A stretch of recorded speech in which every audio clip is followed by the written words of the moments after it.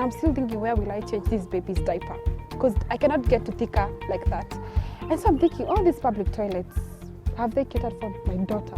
Because if it was my case, even if I was suppressed, then at least they may not be the best condition, but at least I can access a cleaner one, or at least something that, just to relieve myself for the time being. We know we are dealing with public toilets, but we're like, you know what? They're public toilets, but we're not just going to provide something for the sake of providing.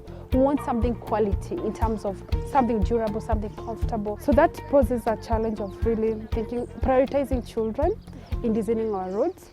And thinking, for me, I keep saying, if you want to know whether a place is safe, look whether there are children. Children are the indicator species. So if you cannot see a child on a street, then that street is not safe.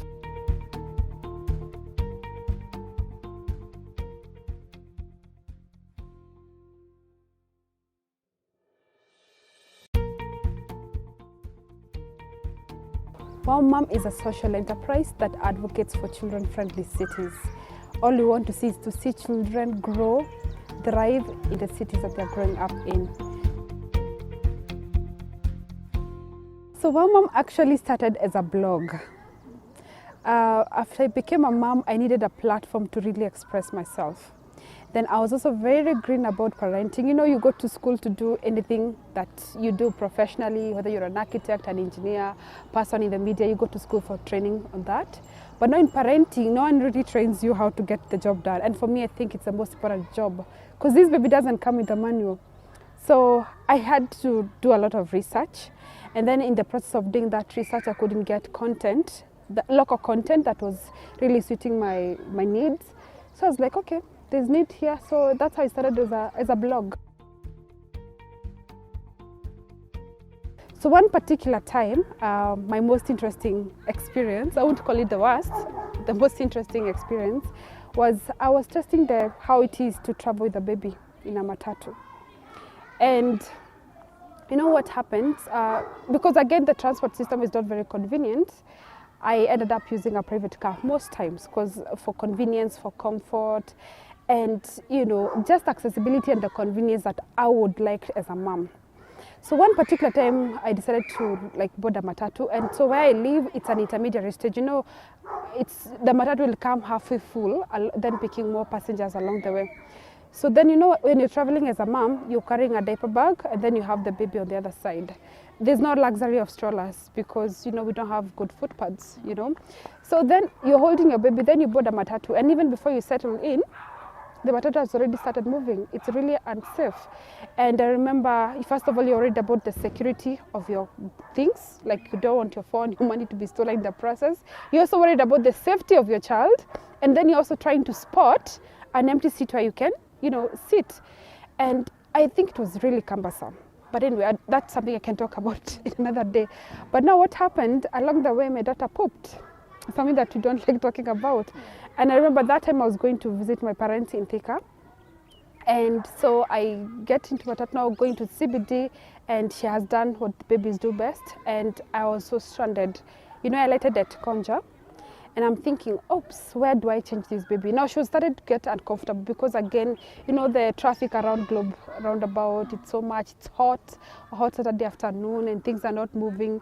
Then this is not the time you can jump into a boda or walk because when you're with a baby and luggage, you always, you're carrying some luggage, so it's not very comfortable. So I waited, tried to calm the baby in the matatu until we alighted. And I'm still thinking, where will I change this baby's diaper? Because I cannot get to thicker like that.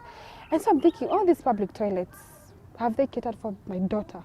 Because if it was my case, even if I was suppressed, then at least they may not be the best condition, but at least I can access a cleaner one, or at least something that, just to relieve myself for the time being. So the only place I could remember having a baby changing station was CJ's restaurant. And let me tell you, walking around, but now you see, before you think of, CJ is quite far. It's along Koinange Street. I'm in Konja, Konja.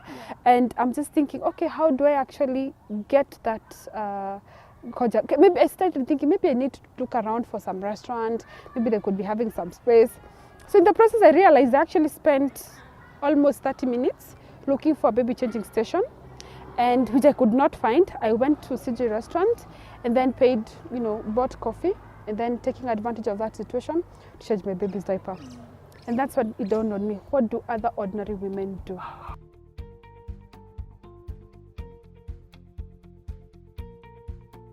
First of all, the roads are very unsafe. Again, we do not design transport systems with the lives of children in mind. You know, most of them are pedestrians. They don't own vehicles. And then thinking about their journeys and the facilities that they need to access. Where do they go? For example, they want to go play in the neighborhood. They want to go to school every day. They want to maybe go to hospital or accompany their parents to maybe taking, you know, mothers are like the caregivers as well. So they run around errands, getting the groceries and all that. So for infants and toddlers, those ones have to be accompanied.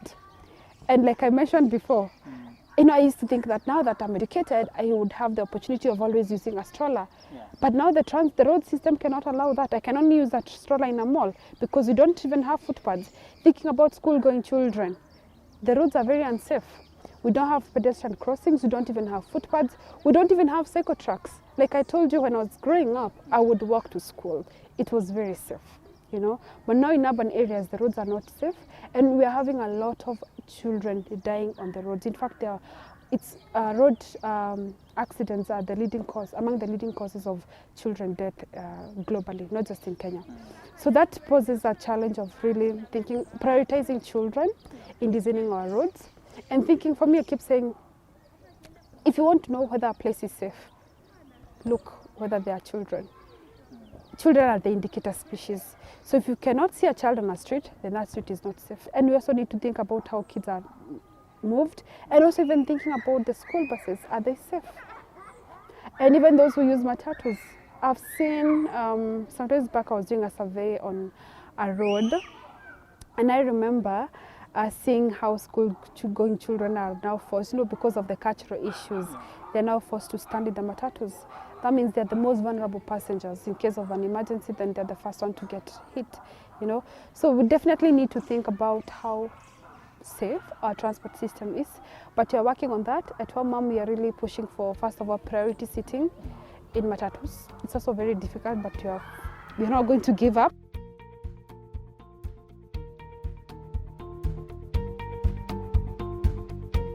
From the beginning, we worked with Nairobi City County, gender department, and of course now other departments are coming in. And we were now working towards provision of baby changing facilities in the public toilets. Why public toilets? Those are the facilities who will mostly be accessed by the low-income people who don't have a choice. And those are the people, again, who are forgotten. Because like I talked about the CJ restaurant, that's a restaurant that a mama burger maybe or a street vendor may not be able to access because they cannot afford to pay the price for it, you know. And so we really wanted to make sure that babies and mothers are dignified. We now started prototyping the baby changing stations locally because we are Kenyans, we want local solutions. And let me tell you, it was really difficult getting really quality baby changing station. We do have them. We made some local prototypes, but then they were not meeting the standards that you want. We know we are dealing with public toilets, but we're like, you know what? They're public toilets, but we're not just going to provide something for the sake of providing. We want something quality in terms of something durable, something comfortable, and also thinking about how our public toilets are. They must be able to retrofit. And actually, something I forgot to mention, when we were doing the survey, we analyze how the public toilets are. Do they actually have the space to retrofit a baby changing station? So luckily for most of them it is possible. There is actually space to retrofit, you know. And so that for us was really a plus. Like, if yes, they have not given us the facility, but there's space that we can fit in. But now also thinking, how are these public toilets managed and operated? You know, they're owned by the city county, but they are leased to private people. You know, how will they be maintained and all that? So those are some of the issues that we have had to face along the way. And of course, now even Nairobi City County and now also having NMS come in, and they're also in charge of the environment department. And, you know, luckily we got the go-ahead. So it's still a long process. We hope we really, our target is basically to provide at least one baby changing station in every public toilet in the next 1 year. But because of the few issues, institutional issues around the public toilet, we've started with the markets. we've just started with Quarry Market in Gikomba. And what is so fascinating about that place is the fact that it's a place where mothers have to carry their babies every day to work. Because the cost of childcare is very expensive in this country. Some of those women may not afford nannies. The daycare services that we have in our estates are not quality. And so when we talk to most moms, they were like, you know what, I used to take my baby to a daycare and the conditions were not good. The babies were not well fed, they're not clean enough, so they would get a lot of diseases like infections, and the mothers ended up spending so much money in hospitals. So what do? They bring the babies to work. So what's the condition that you bring your baby to work in the market, but what's the condition? Does it really meet your standard? And luckily for the baby change, the market in Quarry or the modern market within Nairobi City County, they all have a baby center. So it's like a room. It's like 2.5 meters by 3.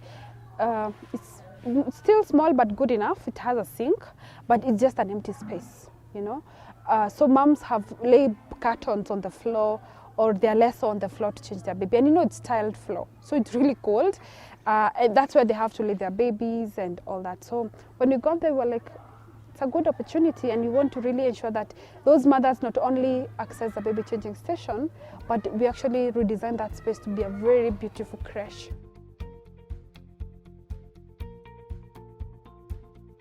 I wouldn't really call it a women representative issue. For me, it's a leadership issue. Because yes, women are the people who feel the pinch, but really, we also have dads. But yes, I know we do have dads, like even in Wamam, I know we deal a lot with dads, and they have the same issues. Because even in accessing a toilet, like for example, if you're a dad and you have a daughter, and you're going to, do you take her to the gents, or do you take her to, you know, to the ladies? And maybe she's like 4 years old, she still needs assistance, you know. So it's not necessarily a women issue. For me, I call it leadership. We need all leaders, irrespective of their gender, to really be advocates of children's needs. Children are not designed for, they are designed out. We have to be intentional in ensuring that we provide the needs of children in every process. Whether you're designing a church, can you think about what are there going to be children? What kind of facilities will they require, and have you provided them? And then also making sure that the needs are inclusive, not just thinking about children as a homogeneous group. They're boys, they're girls, they're disabled, they're tall, they have different, it's not homogeneous, they are all diverse. So really we have to be intentional thinking around the diverse needs of children, and we must be the ones to bring those needs to the table, because we owe them. Because if you do not provide for them, then you are limiting their ability to grow, develop, and realize their full potential.